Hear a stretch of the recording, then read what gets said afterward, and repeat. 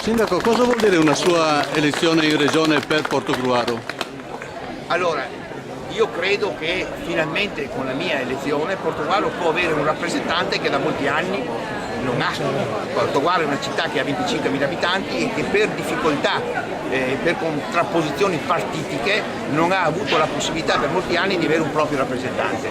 Avere un proprio rappresentante significa mettere sempre sul tavolo, voglio dire, i problemi di questo territorio. I problemi di questo territorio, come lei sa, sono molti e anzi, alcuni sono anche gravi e devono essere affrontati, quelli che dicevo prima, in maniera molto urgente. Quindi la mia presenza in regione non è altro che uno spin-off, come posso dire, un collegamento che questo territorio può avere con gli organi, voglio dire, politici della regione. E io mi batterò per fare in modo che non sia solamente io che porto i problemi, così come ho messo nel mio slogan, vi avviciniamo alla regione, obbligherò Zaia, che non è mai venuto a Portogruaro, nel caso fosse Zaia, o la Moretti, se vince la Moretti, a venire ad ascoltarci.